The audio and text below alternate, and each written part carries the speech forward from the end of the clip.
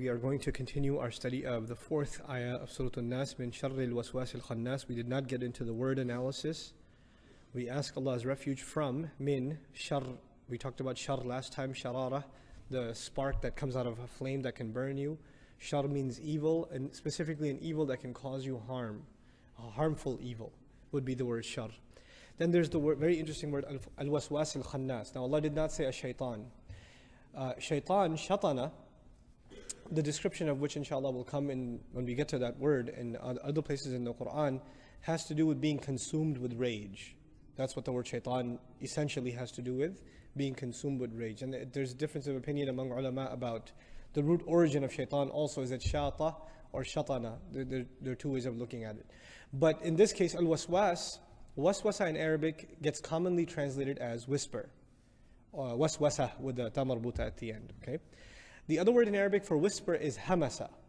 Hamasa. So the first question to ask is, what's the difference between saying hamas, min al-hamis, min sharri al-hamis al-khannas, and waswas? The word hamas is to whisper something, whether it be good or bad. Waswas is only used in a negative context. That's the first difference. The second difference is takrar al-lafz. If there's a repetition of syllables of a word inside a word, it actually rhetorically alludes to the repetition of the act itself. Hamis, someone who whispers. Muwaswis, someone who whispers and then whispers again and then whispers again and then whispers again. Waswasa. Waswasa. Similar words, for example, zalzala. The earth shakes, then it shakes again, then it shakes again. Zalzala. Okay? A series of mountains, one after the other. Silsila. Two syllables that are similar to describe continuity, to describe repetition. So the first part of the root origin, just the root letters of the word waswas, tells us that the act of whispering is taking place, first of all, for evil intent, and second of all, repeatedly. But then the one who whispers, and this is the English translation, right? It says, from the evil of the whisperer. The Arabic word whisperer would have been al-muwaswis. That's ism fa'il, the active participle, and the translation would be whisperer.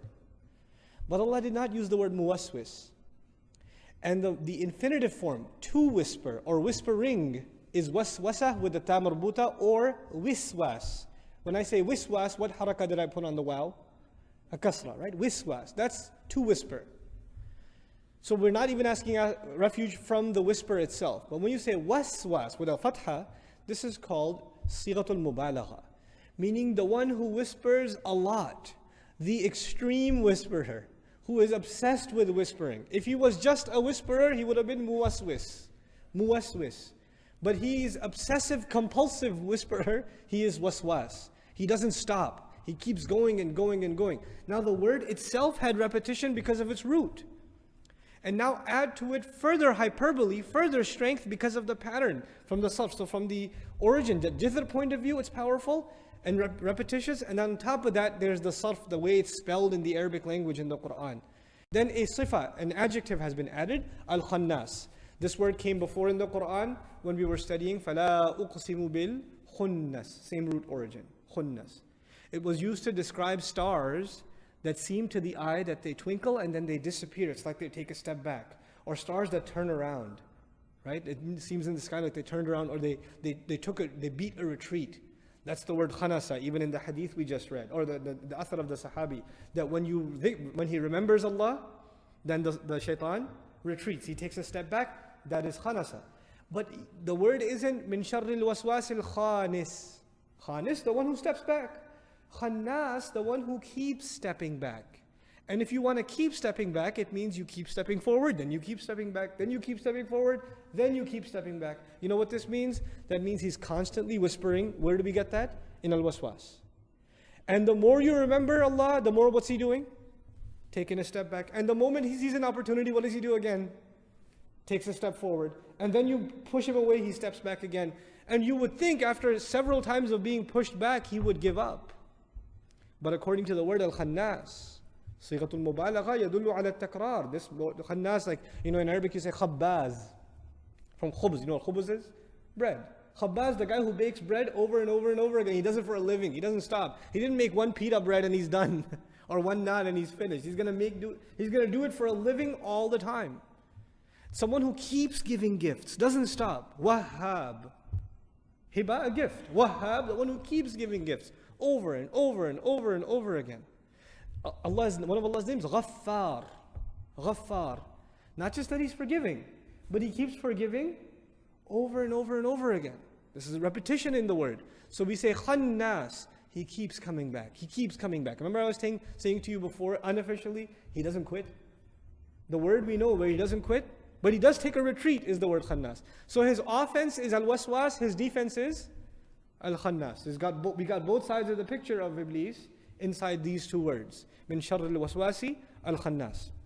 The complication is that the word nas, to help you with this next complication, this is a minority opinion, nonetheless a legitimate scholarly opinion, because it comes from Al-Farra, rahimahullah.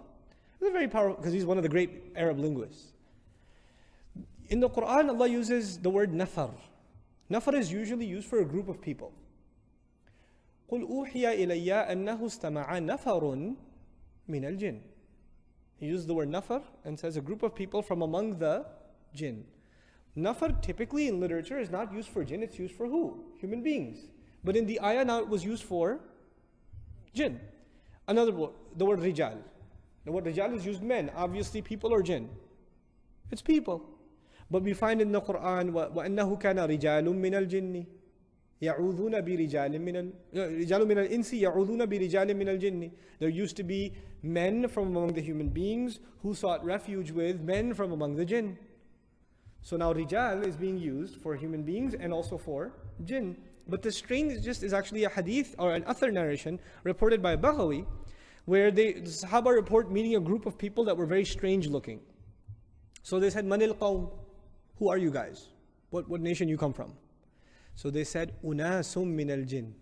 Really interesting language. They said, we are people from the jinn. But what word did they use for themselves? The plural of nas, unas. Unas min al jinn. Now, to help you understand this in English, a group of scholars in minority say that the last phrase, min al jinnati wan nas, is actually an explanation of the word nas in the previous ayah. Alladhi yuwaswisu fi sudur nas, that last word nas, those nas can be from the people or from the jinn. Now, this sounds confusing. Those who whisper in the hearts of people, those people may be from human beings and the people may be from the jinn. The traditional explanation, the majority explanation is the one who whispers can be from the jinn and the one who whispers can also be from the human beings. But they're saying, no, in addition, this could also mean the one who is whispered to, the one whose chest is entered can be a jinn, and the one whose chest is entered can also be a human being, because they're saying the word nas can be used to refer comprehensively to a jinn also. So this ayah is a protection not only for believing human beings, but it's also protection for believers from among the jinn. That's what's the suggestion. It's a minority opinion, but nonetheless, it has come up in conversation among several scholars. Zamakhshari commented and added something interesting to this discussion. He said that last word nas, الَّذِي يُوَسْوِسُ فِي صُدُورِ النَّاسِ, is missing a ya at the end. You know, the Quran says, يَوْمَ يَدْعُ الدَّاعِ إِلَى شَيْءٍ نُكُرٍ. Da'i with a kasra. But the actual word is da'i with a ya at the end. It gets omitted. So he's saying, الَّذِي يُوَسْوِسُ فِي صُدُورِ النَّاسِ, the one who whispers in the chest of the forgetful one. If you add a ya, the meaning becomes the forgetful one. And in Arabic morphology, you can omit the ya. So he's saying that last time the word nas, the second last time nas was used, it's referring to one who is forgetful, and the forgetful one can be from the human beings, and the forgetful one can also be from the jinn. But you can be aware and see its futility, and ultimately see also how that you are addicted to it. But when you see it, you're not completely addicted anymore. You're only completely addicted when you don't see it. When you see it, you are the awareness. When there's no awareness, you are it. Then you are the ego. Then you are the ego that's addicted to unhappiness. Some people have it in the background almost all the time, but they are unaware of it. It becomes part of their identity. And these are people, if you're very sensitive, and sometimes you don't even need to be that sensitive, when you meet a person like that, you can sense in the background there is something waiting for the next thing to be angry about. Or, as somebody once said, a grievance looking for a cause.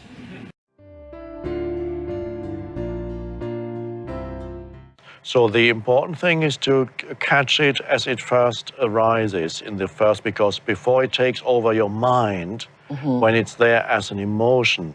And usually it's the pain body when the emotional reaction is out of proportion to the triggering event. So a relatively minor thing triggers an enormous amount of unhappiness in whatever form. That's right. A small thing happens and you flare up. Yes. Yeah. Yes. And so then, and after a while, you realize the kind of situation that triggers your pain body. And then you can be actually more vigilant when such a situation happens. Because if you're able to bring consciousness into the body, you can more easily feel an arising emotion inside you, whether it's a very heavy emotion of deep sadness, or whether it's a fiery emotion of anger, or whatever it is, or the emotion of intense fear, that contraction. Then you can, there's so many people these days who are completely out of touch with their emotions because they live only in the head. So being able to feel an emotion as it arises and then recognizing it as the beginning of the pain body, my pain body. And as long as you know this is the pain body, you are not identified with it, because the knowing is the awareness. And one thing that then doesn't happen is that the pain body cannot control your thinking, because you're shining the light of consciousness on it. It cannot then creep into your mind and suddenly make your mind think what it wants to think. So remain there as the awareness for it and say, oh, there's the pain body. Then it cannot renew itself, and it also cannot control your behavior, your actions. All it is that you have contained it, not through holding it down, but you have contained it there through your presence.